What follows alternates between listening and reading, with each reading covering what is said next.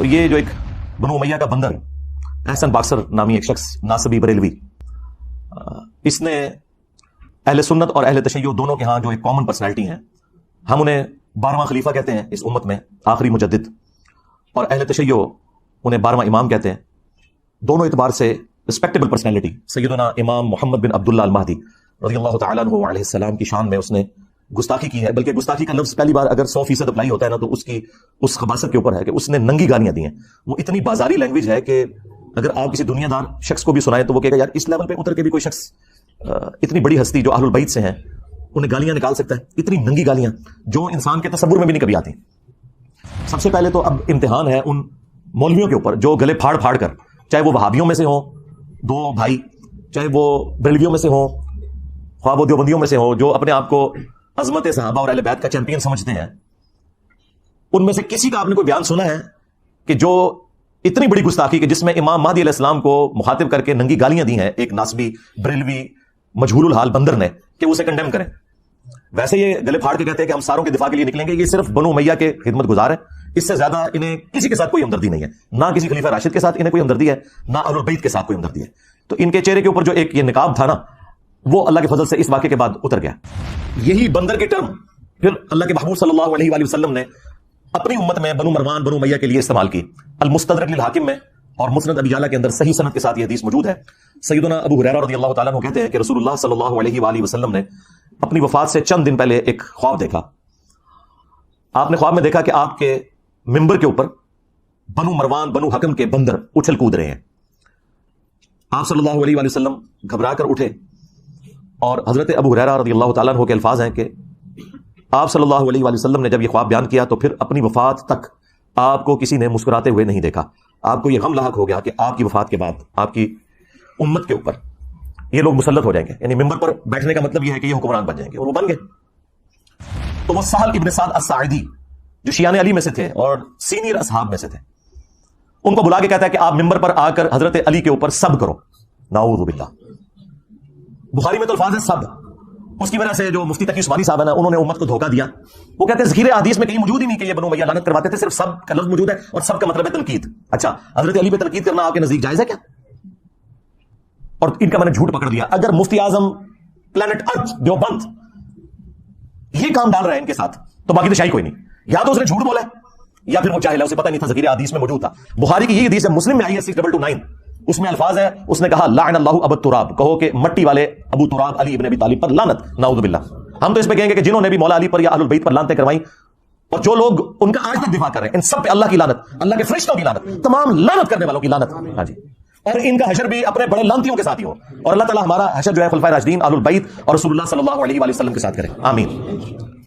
لہٰذا جو مسلم شریف میں حدیث موجود ہے کہ سعد ابن ابی وقاص کو ابھارا امیر شام نے کہ آپ علی ابن ابی طالب پر سب کیوں نہیں کرتے، وہاں سب کا مطلب لعنت ہی لیا جائے گا، اور وہ حدیث کے قرائن بھی بتا رہے ہیں، بلکہ خود ابن تیمیہ نے منہاج السنہ میں مانا ہے کہ یہ سب کرنے کا حکم دیا، اور سعد ابن ابی وقاص نے انکار کیا۔ الٹا انہوں نے مولا علی کی 3 فضیلتیں بیان کر دی اور کہا کہ ان میں سے ایک بھی مجھے مل جاتی سرخ اونٹوں سے بہتر ہوتی۔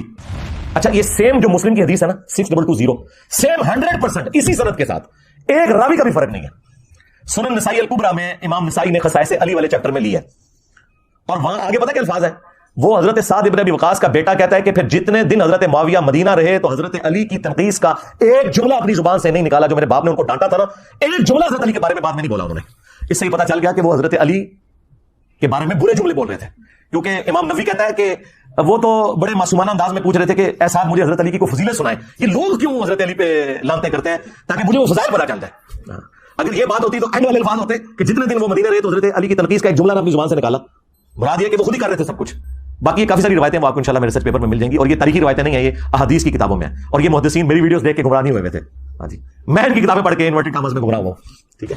لیکن اہل سنت اور اہل تشیع دونوں اس بات کے اوپر متفق ہے کہ قرب قیامت سے پہلے پوری دنیا کے اوپر مسلمانوں کی حکومت قائم ہونی ہے انشاءاللہ تعالی، اور یہ وہ وعدہ ہے جو اللہ تعالیٰ نے قرآن حکیم میں کم از کم 3 جگہ پر اپنے محبوب صلی اللہ علیہ وآلہ وسلم سے کیا ہے، سورہ التوبہ کے اندر، سورہ الفتح میں، اور سورہ الصف میں۔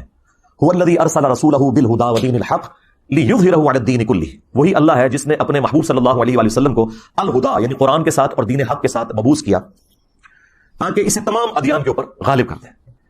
ولو کرہ المشرکون، خواہ مشرک اس کا برا ہی مان جائیں، اللہ تعالیٰ نے اس دین کو غالب کرنا ہے تمام ادیان کے اوپر. یہ اللہ تعالیٰ کا وعدہ ہے. مسند احمد میں حدیث ہے کہ اللہ کے محبوب صلی اللہ علیہ وآلہ وسلم نے فرمایا کہ قیامت اس وقت تک قائم نہیں ہوگی جب تک دنیا کے ہر گھر میں میرا پیغام نہ پہنچ جائے اور لوگ چاہتے ہوئے یا نہ چاہتے ہوئے اس دعوت کو قبول نہ کر لیں. اچھا اس زمانے میں تو یہ بڑا مشکل تھا کہ ہر گھر میں کیسے پہنچے گا. سرکار آج دیکھ لیں انٹرنیٹ, گھر کیا گھر کی کوٹھڑی میں بھی انٹرنیٹ کے سگنل آ رہے ہیں, کسی غار کے کونے میں بھی آپ جا کے بیٹھ جائیں وہاں پہ بھی سگنل آ رہے ہیں. تو یہ دعوت تو پہنچ چکی ہے اور لوگ قبول کریں گے اسے انشاءاللہ تعالیٰ. اور پوری امت لیول کے اوپر جو خلافت علی منہاج النبوہ ہے وہ عمر بن عبدالعزیز کے دور میں نہیں آئی ہے, نہ خلفائے راشدین کے دور میں آئی ہے, وہ قرب قیامت میں ہی آنی ہے جب پوری دنیا کے اوپر مسلمانوں کا غلبہ ہوگا. آج تک امت میں یہ وقت نہیں آیا کہ پوری دنیا پہ مسلمانوں کا غلبہ ہو. تو اس سے مراد یہ پانچواں جو دور ہے وہ امام محمد مہدی رضی اللہ تعالیٰ عنہ علیہ السلام کا دور خلافت ہے انشاءاللہ تعالیٰ. ہم نہ دیکھ سکے, ہماری آنے والی نسلیں انشاءاللہ ضرور اسے دیکھیں گی. اور امام مہدی کے لیے میں نے آپ کو پہلے بھی بتایا کہ یہ ضروری ہے کہ ان کے آنے سے پہلے فرقے ختم ہو جائیں. ادروائز سنیوں میں آ گئے تو شیعہ نے نہیں ماننا, شیعہ میں آ گئے تو سنیوں نے نہیں ماننا, یہ ذہن میں رکھیے گا. تو پہلے تو لوگوں کو سمجھ نہیں آتی تھی کہ یہ کیسے ہوگا کہ اتنی بڑی فرقہ واریت کی دراڑ ختم ہو. لیکن دیکھیں اللہ تعالیٰ نے ہمارے اس چھوٹے سے پلیٹ فارم کی برکت سے ہماری زندگی میں ہمیں ان 12 سالوں میں وہ کچھ دکھایا کہ 1200 سال کی جو گمراہی تھی فرقہ واریت کی, اللہ تعالیٰ نے اسے کیسے ختم کیا. ہمارا ایک نعرہ ہی سب کو لے گیا کہ میرے نبی سا ہے ہی کوئی نہیں, تیرے بابے تھے شاہ ہی کوئی نہیں. تو لوگ دوبارہ سے رسول اللہ صلی اللہ علیہ وآلہ وسلم کی مبارک ذات کی طرف متوجہ ہوئے ہیں. اہل البیت کا مقام انہیں پتہ چلا ہے, خلفائے راشدین کی عظمت ان کے دلوں میں جاگی ہے الحمدللہ. اور فرقوں کے بزرگ بابوں سے جان چھوٹ گئی ان کی. جس طرح توحید میں وہ ایک اللہ کے ماننے والے ہو گئے, اسی طریقے سے اطاعت میں وہ بابوں کی بجائے ایک اس شخص کے ماننے والے ہو گئے کہ جس کی قبر مدینے میں ہے. صلو علی محمد و آل محمد, اللہم صلی علی محمد و علی آل محمد. اللہ تعالیٰ کا یہ وعدہ ہے کہ جو لوگ ایمان لائیں گے اور نیک اعمال کریں گے اللہ تعالیٰ انہیں ضرور بالضرور دنیا میں خلافت دے گا, حکومت دے گا. یہ جو آیت ہے نا سورہ نور کی آیت نمبر 55, اس کے کانٹیکسٹ میں حافظ ابن کثیر نے یہ پوری بحث کی ہے اور 12 خلیفوں والی حدیث بخاری مسلم کی نقل کر کے انہوں نے کہا کہ اس حدیث سے کوئی یہ مطلب نہ لے کہ یہ حضور کے فوراً بعد شروع ہو جائیں گے. انہوں نے کہا فوراً بعد جو ہے وہ 4 ہی ہیں, ابو بکر, عمر, عثمان اور علی, اور حسن ابن علی کے 6 مہینے بھی حضرت علی کی خلافت کے دور میں ہی آتے ہیں. اور پھر وقتاً فوقتاً خلیفہ آئیں گے جس طرح عمر بن عبدالعزیز آئے, اور آخری خلیفہ ہوں گے امام محمد مہدی. کہ جب رومنز اور پرشینز کے خلاف جنگ جاری تھی حضرت عمر کے دور میں اور سیدنا عمر نے یہ ارادہ کیا کہ میں خود ان جنگوں میں شریک ہوں, تو حضرت علی نے انہیں ان جنگوں میں شریک ہونے سے روکا اور کہا کہ اگر آپ شہید ہو گئے تو پھر پیچھے سے یہ سارے کا سارا معاملہ تتر بتر ہو جائے گا. آپ پیچھے رہیں, اگر مسلمانوں کو قادسیہ یا جربوک میں شکست کا سامنا بھی کرنا پڑا تو ہم دوبارہ سے فوج تیار کر کے اور اپنے مسلمان بھائیوں کی نصرت کے لیے پیچھے سے بھجوا دیں گے. لیکن اگر آپ شہید ہو گئے تو پیچھے پھر عرب کے لوگ جو ہیں منتشر ہو جائیں گے. یہ پورے کا پورا خطبہ شیعہ کے ہاں نہج البلاغہ میں 2 جگہ یہ خطبات موجود ہیں. ان میں ایک خطبے میں یہ الفاظ ہے کہ اللہ کا یہ وعدہ ہے کہ اللہ تعالیٰ نے اہل ایمان کو زمین میں خلافت دینی ہے. یعنی یہ سورہ نور آیت نمبر 55 کی طرف مولا علی کا اشارہ تھا کہ جو خلفائے راشدین کو اللہ تعالیٰ غلبہ دے رہا ہے یہ اسی خلافت کا حصہ ہے جو اللہ تعالیٰ نے قرآن میں وعدہ فرمایا. تو یہ بہت بڑی دلیل ہے اس حوالے سے کہ مولا علی علیہ السلام خلفائے راشدین کی حکومت کو اللہ تعالیٰ کی طرف سے انعام سمجھا کرتے تھے الحمدللہ. اور پھر یہ 12 احادیث ان لوگوں کے لیے بھی لمحہ فکریاں ہیں جنہوں نے اس امت میں تقلید کے نام کے اوپر ایک فتنہ کھڑا کیا اور انہوں نے یہ کہا کہ 4 اماموں میں سے ایک امام کی تقلید ضروری ہے, ادروائز آپ گمراہ ہو جائیں گے. تو میرا یہ معصومانہ سوال ہے کہ جس امام نے قرب قیامت میں آنا تھا یعنی امام محمد مہدی رضی اللہ تعالیٰ عنہ علیہ السلام, ان کے بارے میں تو درجنوں حدیث موجود ہیں, اور تمہارے بنائے ہوئے امام جنہوں نے ریٹائر نہیں ہونا, لیکن ریٹائر نہیں ہو رہے نا, وہ کہہ رہے ہیں آج بھی تقلید انہیں کی کرنی ہے. حالانکہ آج 80% مسائل جو ہے نا وہ جدید ہیں جن کا امام حنیفہ, امام شافعی, امام احمد بن حنبل, امام مالک کو پتہ ہی نہیں ہے کہ اس وقت دنیا میں کیا مسائل ہیں.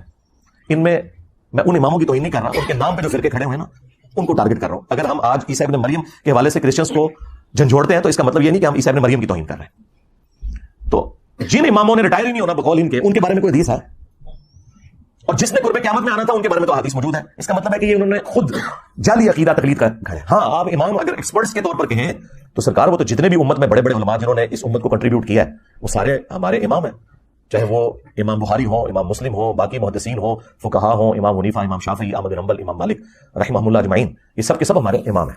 پہلی حدیث بخاری اور مسلم دونوں میں موجود ہے.